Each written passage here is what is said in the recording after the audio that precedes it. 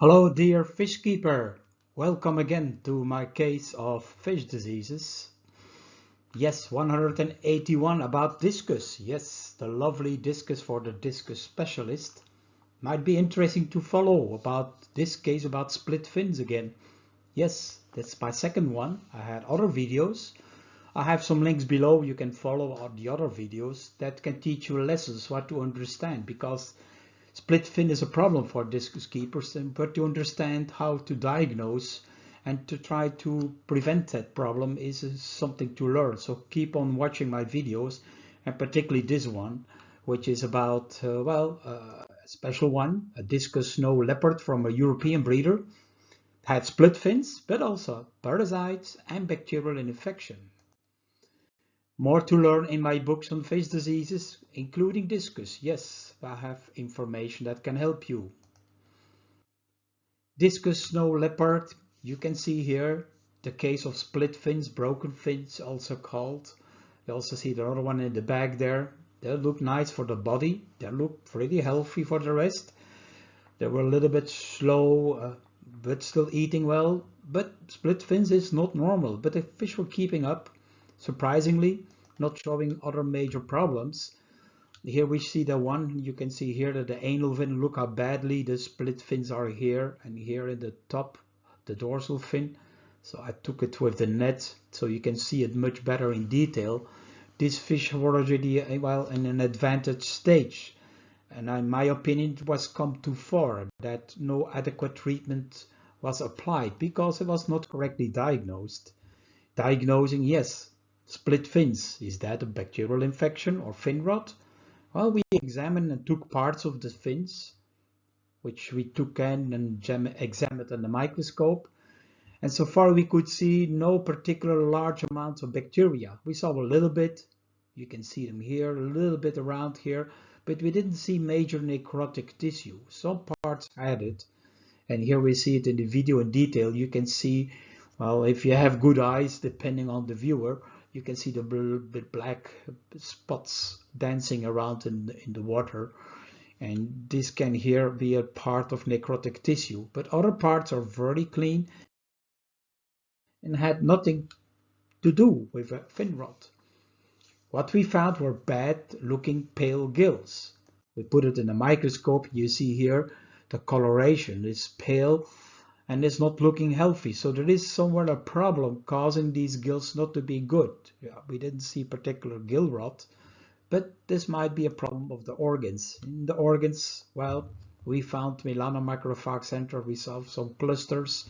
So the organs seems to be infected. Most cases like this, it's a bacterial infection causing that. And at the same time, we found a blocked intestine. Here we did a dissection of the discus, and you see here that the intestine is blocked. There's a big part, so we pulled it out. And you can see the black part here, which is not normally passing through, should be equally distributed. And then we found inside, well, if you look well, we found Spironucleus, a few parasites dancing around, moving around in the water. Some parts of in the excrement you find a lot, in some parts you find a little bit. But there is a problem here that these Spironucleus parasites, which are moving around, can cause damage to the gut flora, the microbiome, causing lesions in the intestine, weakening the absorption of fish food, nutrients, and causing bacterial infections. This is all part of it. And at the other part of that intestine, we found other kinds of parasites.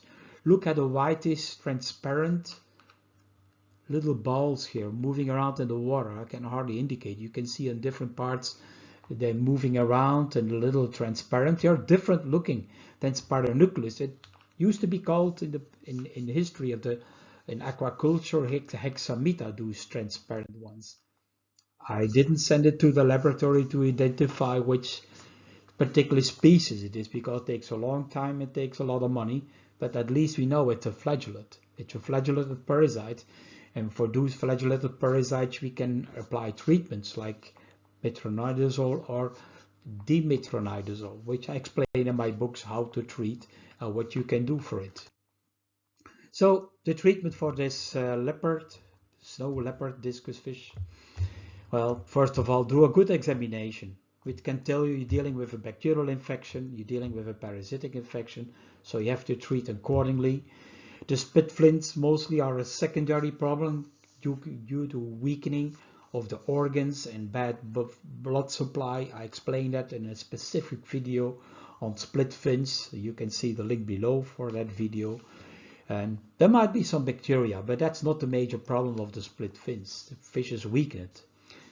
Treatment should be advised by your fish doctor or veterinarian. Here antibiotics, and here also metronidazole, dimetronidazole for the parasites, because then the fish can recuperate, can restore his fins, and some fish can be corrected after a time.